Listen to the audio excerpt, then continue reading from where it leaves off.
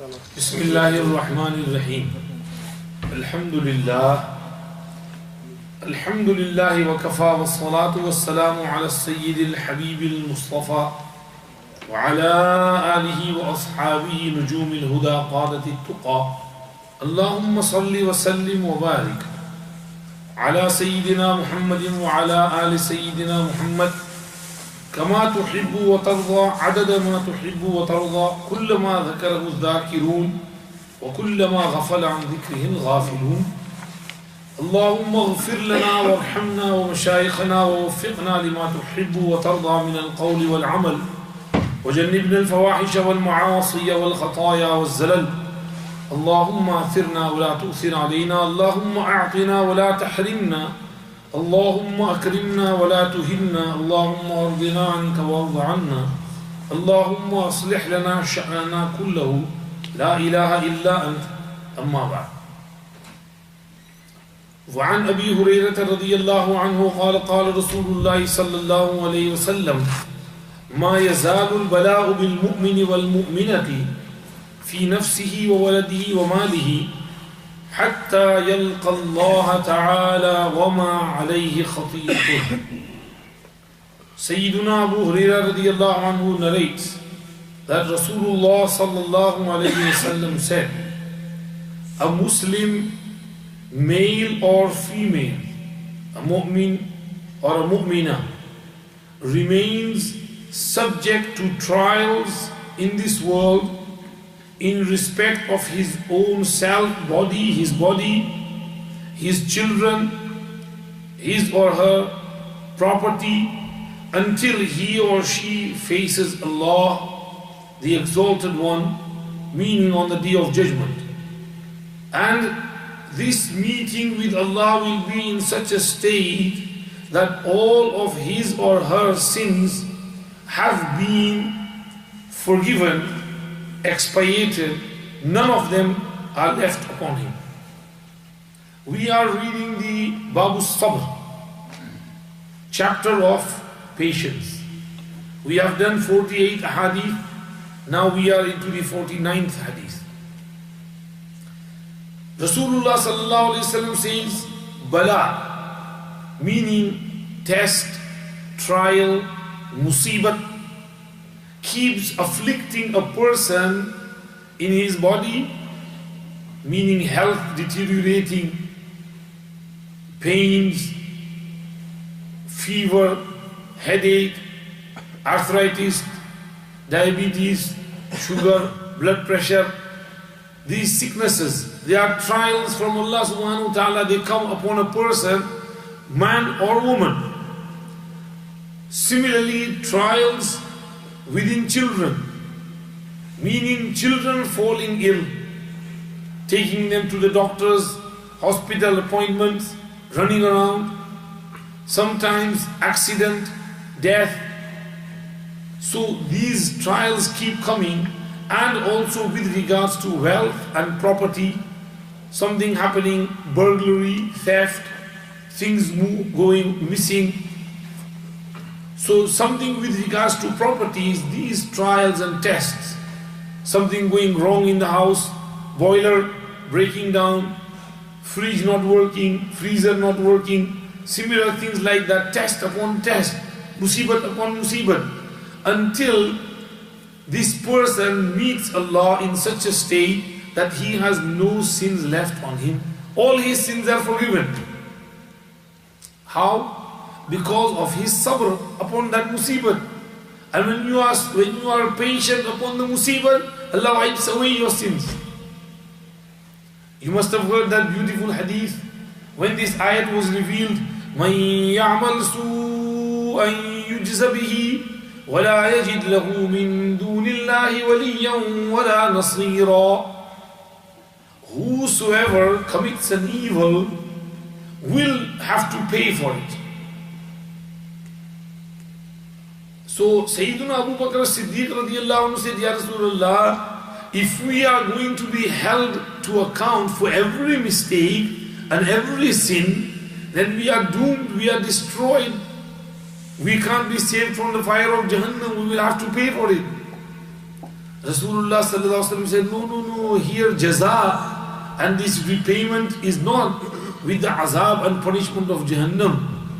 It includes any trial and musibah that afflicts a person in this dunya, to the extent that if a person is walking and a sharp stone hits, he gets struck by that in his soul, or a thorn or something pricks him, and he feels that pain. Oh, what happened? This thorn has pricked my soul, and he is hurt, and he tries to get it out. Then even for this, his sins are wiped out. With regards to humma, fever, Rasulullah sallallahu alaihi wasallam said, fever gets rid of the sins just as in autumn the leaves fall from the trees. Similarly, a person's sins wash away and fall away from him through fever when a person is afflicted by fever. So, Rasulullah sallallahu alaihi wasallam said these types of trials keep coming and his sins are wiped out, clean, washed away, until when he dies, he's got no sins left on him. So he won't have to go to Jahannam for punishment. Allah will reward him with Jannah over there. So this is the reward for the sabr upon musibah which afflicts a person.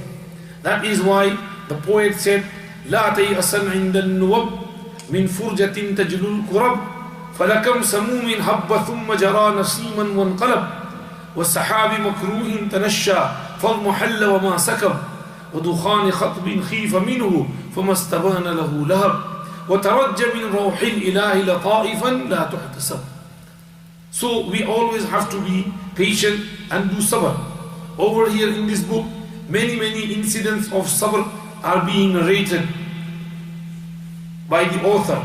For example, Khalaf ibn Ismail says, I saw a person who was afflicted by juzam, leprosy.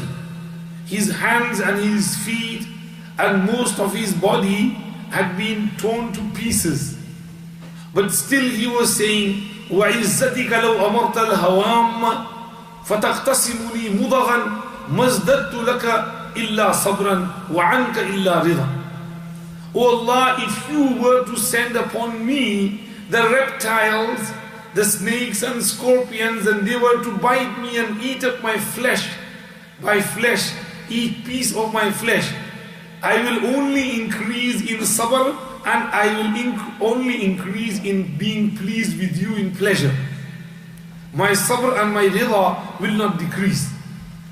Khalaf ibn Ayyub says, I saw a person who was afflicted by trials and he was saying, إن كنت إنما ابتليتني لتعرف صبري فأفرغ علي صبرا يبلغني رضاك عني. Oh Allah, if you have tested me so that you may check my patience, then you give me sabr so that I can reach that stage of your pleasure and attain your pleasure from you. وإن كنت إنما ابتليتني لتثيبني وتأجرني وتجعل بلاءك لي سببا إلى رحمتك بي فمن من عبادك أعظم منة ونعمة مننت بها علي إذ رأيتني لاختبارك لها أهلا فلك الحمد على كل حال فأنت أهل كل خير وولي كل نعمة. And if you have tested me so that you will reward me through patience, and this can be a means of attaining your rahmah and mercy, then who among your servants is more favored and more beloved to you than myself, because you saw that I have the ability, I am fit to be tested by you. So all praise belongs to you in all conditions. I am happy in the condition which you have kept me. You are powerful and you have all the goods in your hand and all the blessings and bounties in your hands, O Allah. Khalaf ibn Ayyub says, I saw a person who was afflicted by trials, and he was saying, الصبر على منن الرجال أشد من الصبر على ما بي من البلاء. That being patient on human beings' favors is harder than being patient on this bala and musibah which is upon me. Meaning people do favor to you and they remind you, I did this favor to you, I did this favor to you. He said this is harder than being sabr upon what condition I am in and which Allah subhanahu wa ta'ala has put me. So this is their state with regards to sabr.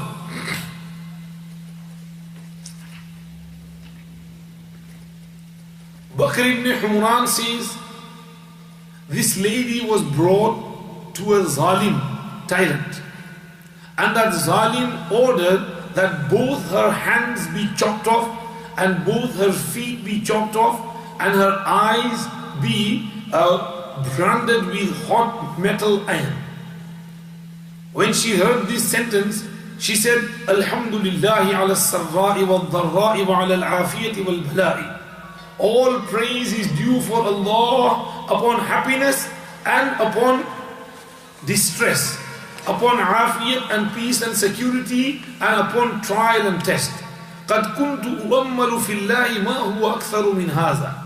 I was hoping for Allah for even more severe test than this. Bakr ibn Humran says, فَلَمَّا قُطِعَتْ جَعَلَ الدَّمْ لَا يَرْقَى فَأَحَسَّوِتْ بِالْمَوْتِ. When her hands and feet were cut off, the blood kept on flowing, and she realized that she won't be surviving and she is going to die. So she said, حَيَاتٌ كَدِرَةٌ وَمِيتَةٌ طَيِّبَةٌ لئن نلت ما أملت يا نفس من جزيل ثواب الله لقد نلت سرورا دائما لا يضرك معه قدر عيش ولا ملاحات الرجال في الدار الفانية. She said, this life was a life filled with problems, and this death is a beautiful death for me. O nafs, O my ego, if you have achieved what you wanted from the great reward of Allah subhanahu wa ta'ala, then you have attained eternal happiness.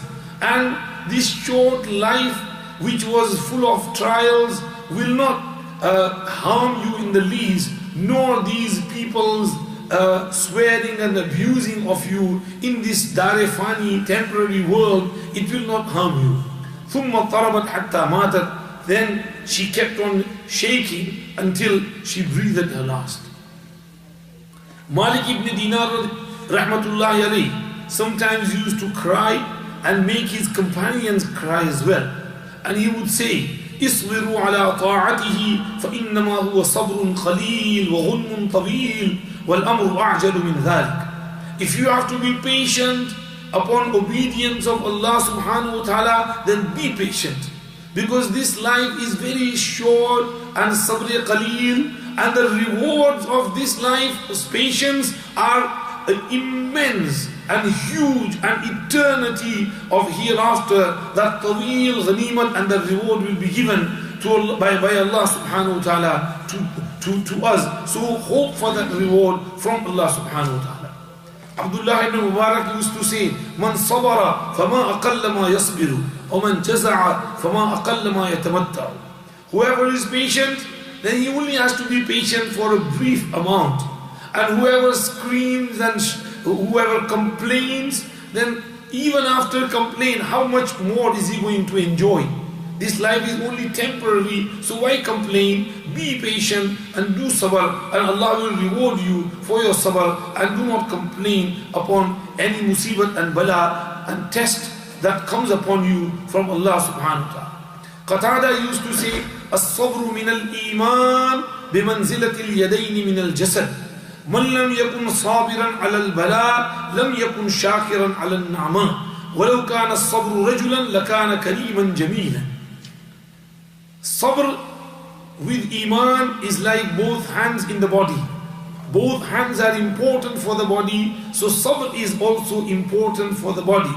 Whoever does not do sabr upon any trial, and whoever does not do shukr upon Allah's blessings and bounties, whoever doesn't do sabr won't do shukr as well. And if sabr was a human being, then he would be a very beautiful, noble person. So sabr is something which Allah subhanahu wa ta'ala blesses upon those whom He likes. This hadith says, when a person is patient, then his sins are wiped out, and he goes to Allah subhanahu wa ta'ala in such a state that he is clean. Some muhaddithin say that through sabr only saghair are wiped out. Others say no. Saghair and Kabira, both major and minor sins, both are wiped out upon patience by Allah subhanahu wa ta'ala. Moving on to the next hadith. عن ابن عباس رضي الله عنهما قال قدم عيينة بن حصن فنزل على ابن أخيه الحر بن قيس وكان من النفر الذين يدنيهم عمر رضي الله عنه وكان القراء واصحاب مجلس عمر رضي الله عنه مشاورته كهولا كانوا شبانا فقال عيينة لابن أخيه يا ابن أخي لك وجه عند هذا الأمير فاستأذن لي عليه فاستأذن فأذن له عمر فلما دخل قال هي يا ابن الخطاب فوالله ما تعطينا الجزل ولا تحكموا فينا بالعدل فغضب عمر رضي الله عنه حتى هم أن يوقع به فقال له الحر يا أمير المؤمنين الله تعالى قال للنبي صلى الله عليه وسلم خذ العفو وأمر بالعرف وأعرض عن الجاهلين وإن هذا من الجاهلين فوالله ما جاوزها عمر حين تلاها وكان وقافا عند كتاب الله تعالى رواه البخاري. Abdullah ibn Abbas radiallahu anhu relates that Uyayna ibn Hisn Fazari came to Medina Munawwara and stayed with his nephew Sayyiduna Hurr ibn Qais radiallahu anhu. And Hurr ibn Qais was one of those fortunate people who were very close to Amir al-Mu'mineen Umar ibn Khattab radiallahu anhu. And he had the privilege to join the councils of Umar radiallahu anhu. So Uyayna said to his nephew Hurr, dear nephew, you are quite close to Amir al-Mu'mineen and you sit in his company. Will you obtain permission for me to see him special time so in privacy I can talk to him as well? So Hurr ibn Qais said, okay. He asked Umar radiallahu anhu to give some special permission for his uncle Uyayna ibn Hisn. Hazrat Umar granted the permission. When Uyayna came before Hazrat Umar radiallahu anhu, he addressed Umar in an insulting manner. He said, Oi, you son of Khattab, you do not grant us much money, nor do you treat us and deal with us fairly and justly. You oppress us and you are unjust. Nauzubillah.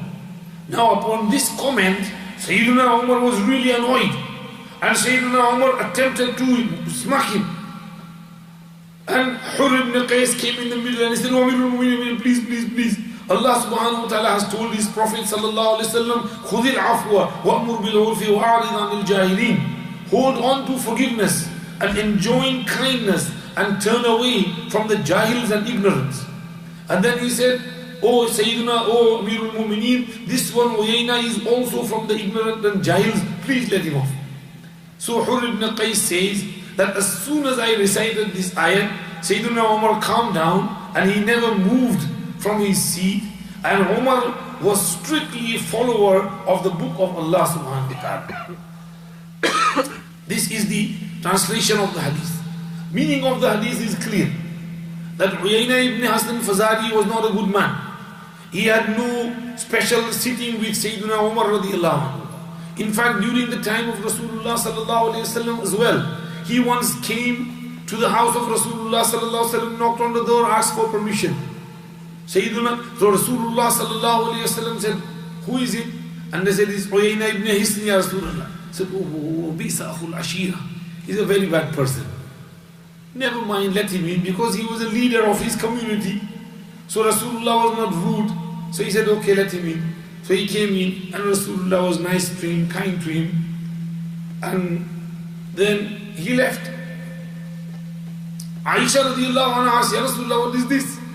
You made this remark and then you were well, nice and kind to him. And Rasulullah sallallahu alaihi wasallam said, Ya Aisha, إن من شر الناس عند الله يوم القيامة من ودعه الناس اتقاء فحشه. Among the most evil people to Allah on the day of Qiyamah will be such a person from whose rudeness and foul-mouthedness people are scared and they show him some kindness. Meaning, this person is also an evil person, but I wanted to warn you, so that you people don't think that he's a nice person just because I am kind to him. So I warned you beforehand so that you may realize that he's not a good person, but sometimes you have to show some goodness to a bad person as well to refrain and protect yourself from his evils. So Uyayna was not a good person. When Rasulullah sallallahu alaihi wasallam passed away and Abu Bakr Siddiq radiallahu anhu had become Khalifa, Uyayna ibn Hisn Fazali was with his people and Na'udhu Billah he became murtad, an apostate. Then Sayyidina Abu Bakr Siddiq radiallahu anhu had sent an army in those areas. Uyayna ibn Hisn was caught and he was brought to Medina Munawwara and he said, I am doing tawbah, tawbah, tawbah. I am becoming Muslim again, la ilaha illallah Muhammadur Rasulullah. Sayyidina Abu Bakr Siddiq radiallahu anhu let him off. But the children of Medina used to make jokes of him, fun of him. So, during the time of Umar radiallahu anhu, he came to Medina Munawwara and he was a guest at Hurr ibn Qais' house. Hurr ibn Qais was his nephew. He was a nice person, intelligent man. He was also among the leaders. So Sayyidina Umar radiallahu anhu used to keep him close and he used to make mashwara with these good people. So Uyayna said, can you get me some appointment with Umar so I can talk to him? So Hurr thought that he might say something nice, good. Umar will be pleased. So he took an appointment. However, when Uyayna ibn Hisn came in majlis of Umar radiallahu anhu, he was abusive.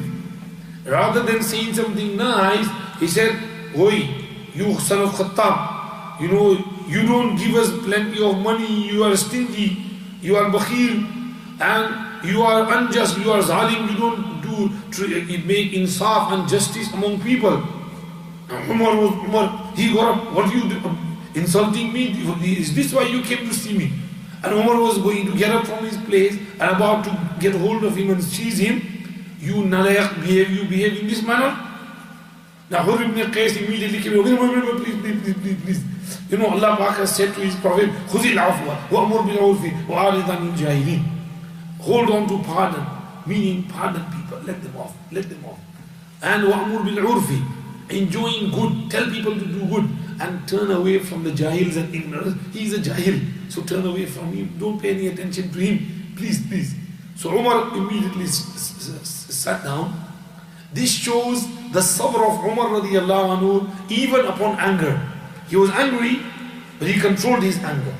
So this hadith in Babu Sabr to teach us that even if someone makes us angry, we have to control our anger and calm down, take things into perspective, keep cool, and don't take your anger, frustration out upon other people. This is the meaning of the ayah.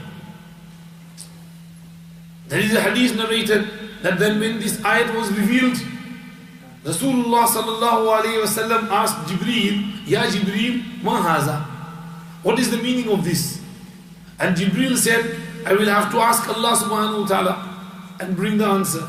So he went and returned and then he said, Inna rabbaka ya'muruka an tasila man qata'aka wa tu'tiya man haramaka wa ta'fuwa amman zalamaka. Your Rabb is instructing you that you should join relations with those relatives who cut them off. And you should give to those who deprive you. And you should pardon those who oppress you. Subhanallah. Rasulullah sallallahu alaihi wasallam said this in a hadith, Sil man qata'ak, wa'fu amman zalamak, wa ahsin ila man asa'a ilayk. Join relations with those relatives who cut them off with you. Your brother, your uncle, your auntie, even your father, your mother. If they are not good to you, they are not kind to you, nice to you, that does not mean that you can also behave with them like that. No, they have rights. So even if they don't treat you fairly, you have to treat them fairly. Why? Because on the day of Qiyamah, they will be asked about their conduct and you will be asked about your conduct.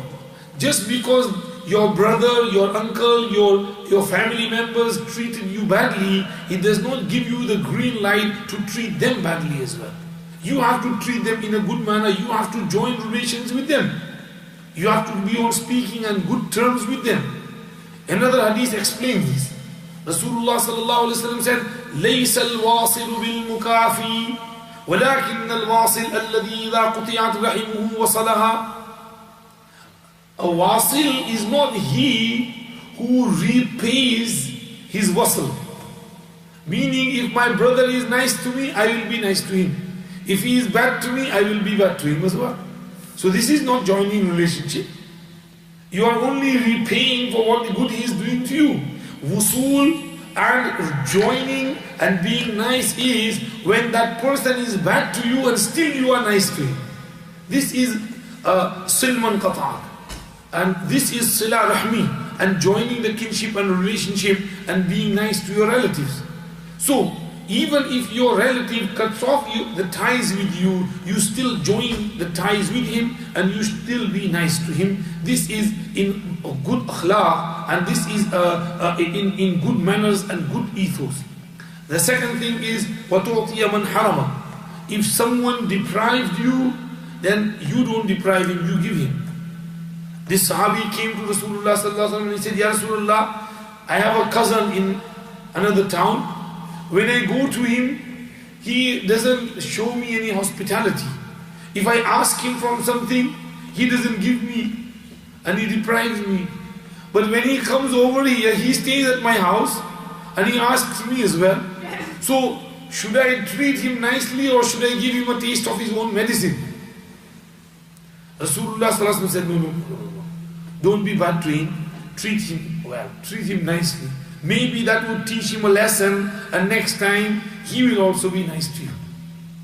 So Rasulullah sallallahu alaihi wasallam told him, don't give him a taste of his own medicine, but be nice to him, be kind to him. This is وَتُعْطِيَ مَنْ حَرَمَ. If someone doesn't give you, you still give him. If your parents don't give you, you give them. You be nice to them.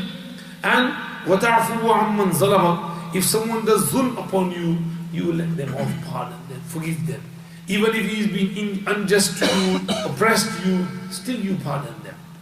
You know, we Muslim Ummah are extremely forgiving people. You know, if we look at our history, people have, done so much zulm upon the Muslim Ummah, but every time Muslims have forgiven them. Even, if you go into the 6th, 7th Hijri, when the Crusaders took hold of Baytul Maqdis, and they ruled it for 80 years. And when they had come, they had caused so much bloodshed. But when Sultan Salahuddin Ayyubi rahmatullahi alayhi took back Baytul Maqdis from them, he never treated anyone badly. He was extremely just and fair and kind to everyone over there. And forgive and forget. Whatever happened in the previous 80 years, we have forgiven you. We don't want to hold you to account. Whoever did, they will pay their hisab and their reckoning on the day of Qiyamah. But over here, we have forgiven you. So Rasulullah said, be forgiving, be a nice person, develop that nature of forgiveness in you. This is the meaning of this ayah. Imam Ja'far as-Sadiq says, لَيْسَ فِي الْقُرْآنِ آيَةٌ أَجْمَعُ لِمَكَارِمِ الْأَخْلَاقِ مِنْ هَذِهِ الْآيَةِ. In the Quran, the most comprehensive ayah for mannerisms and good akhlaq is this one. خُذِ الْعَفْوَ وَأْمُرْ بِالْعُرْفِ وَأَعْرِضْ عَنِ الْجَاهِلِينَ. Very nice ayah. It teaches you good akhlaq and good manners. So there is the patience in there which is being taught to us. Next hadith. وعن ابن مسعود رضي الله عنه أن رسول الله صلى الله عليه وسلم قال إنها ستكون بعدي أثرة وأمور تنكرونها قالوا يا رسول الله فما تأمرنا قال تؤدون الحق الذي عليكم وتسألون الله الذي لكم. Rasulullah صلى الله عليه وسلم says, surely after me there will be discrimination and you will observe things yet you will disapprove, you won't like. A Sahabi asked, Ya Rasulullah, what do you command us to do in such a situation? He said, discharge and fulfill your duties and supplicate to Allah for His bounties. Meaning, be patient. Because Babu Sabr. After I died, Rasulullah said that, look, I have been fair to you, I treat everyone equally. But slowly as time passes on, there will be Khulafai Rashideen who will be nice and kind and fair and following my sunnah. But after these Khulafai Rashideen pass away, rulers will come and who will be very unjust, who will cause discrimination, who will discriminate against people, who will give preference to their own family members over others. Just because he's their son or their family member, they will give them more money, give them more position, more jobs, promotion, and they won't give to other people who deserve that promotion and that job and that money. This type of discrimination, prejudice, racism will come. But it's going to happen. Such rulers will come. Sahabi asked, Ya Rasulullah, what should we do in those circumstances? Should we get up and confront those rulers and remove them? Rasulullah said, no. تؤدون الحق الذي عليكم وتسألون الله الذي لكم. You fulfill your duty, and for your right and haqq, ask Allah. That, oh Allah, this is our haqq, and this ruler is not giving us, please help us and give us our haqq. So be patient, don't take arms and go against and cause a coup and rebellion against the ruler. No, don't do that. Or no matter whatever they do, be patient and do sabr.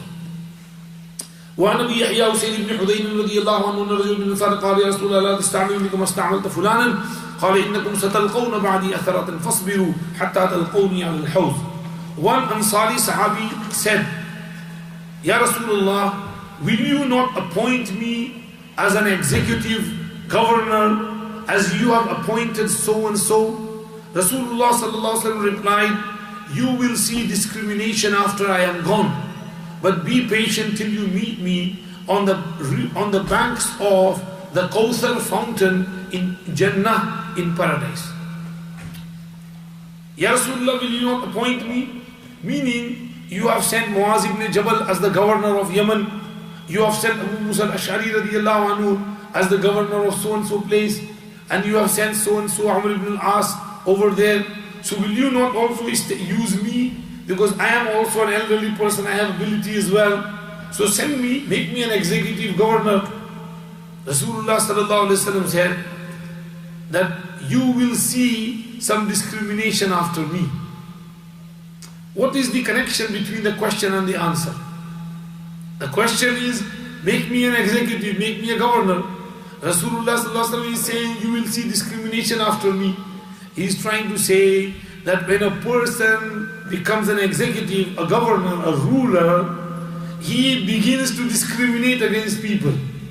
So I am scared that you might also start discriminating, and then your sawab and your reward will reduce. So I don't want you to be a ruler governor. Be patient.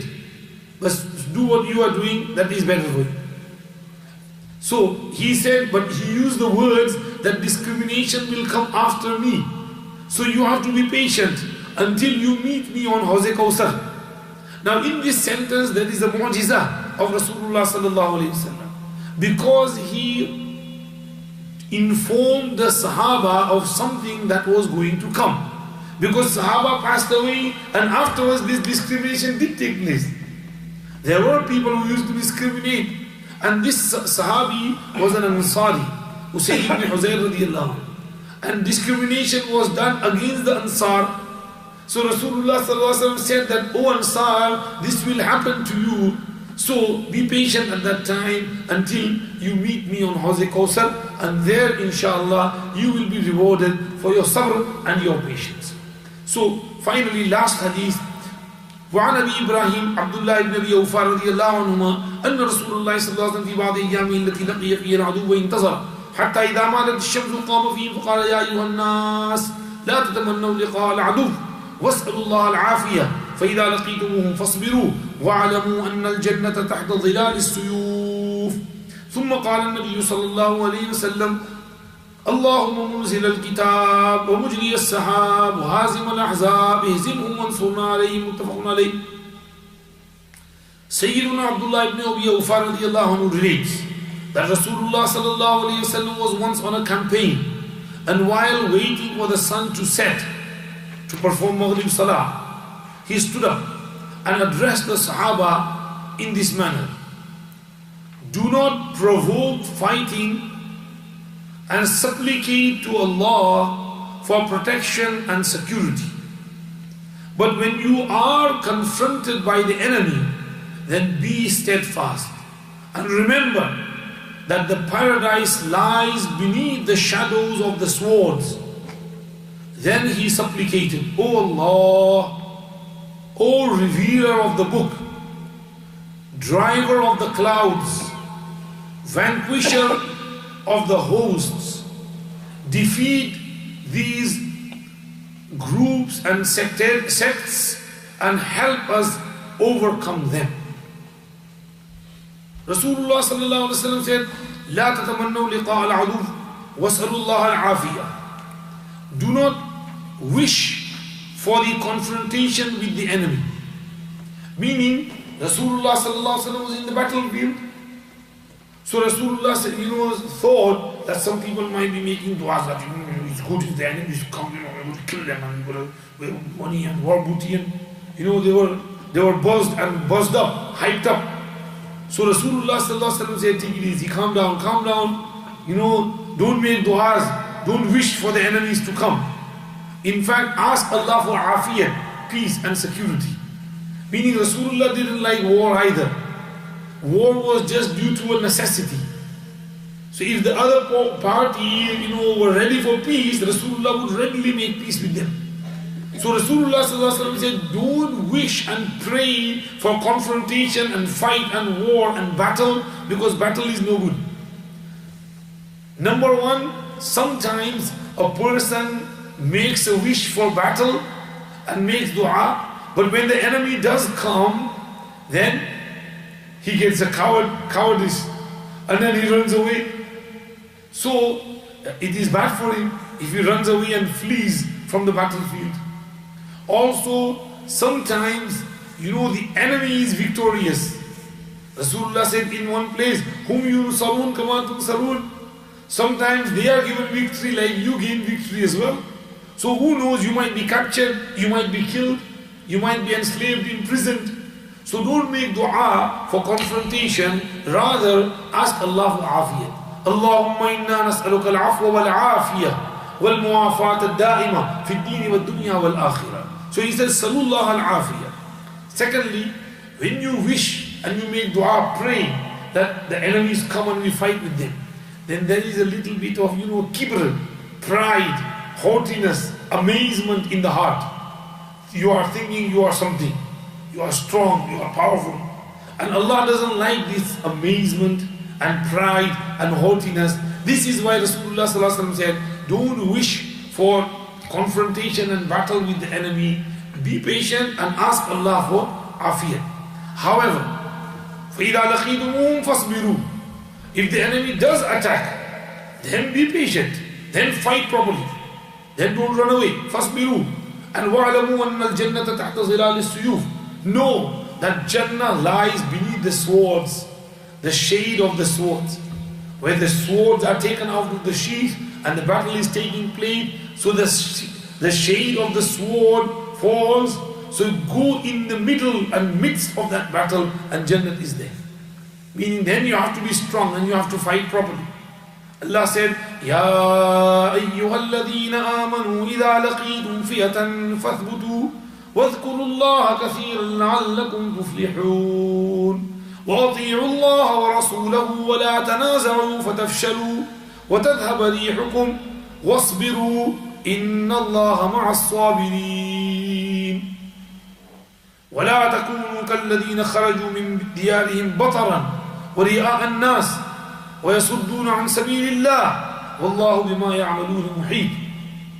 So Allah gave the instruction over there that if this type of battle does take place, then you have to be patient. However, you should not try and make tamanna and wish for battle, because you might lose heart and you might flee and run away, you might get scared, or you have that proudy feeling in you which is no good for you. Don't feel proud and don't feel that haughtiness in you, because Sahaba, even in the battlefield, Sahaba radiallahu anhum used to keep quiet and they used to engage in battle with sukoon, itminan, tamaninat. So we have to be careful with regards to that as well. This is an adab, an etiquette with regards to sacrificing in the path of Allah subhanahu wa ta'ala. Then Rasulullah sallallahu alaihi wasallam made dua, Allahumma munzil al-kitab wa mujri as-sahab wa azim al-ahzab izdimhum ansurna alayhim. Oh Allah, you reveal this book Quran Sharif and you are so powerful that you drive the clouds from one place to the other.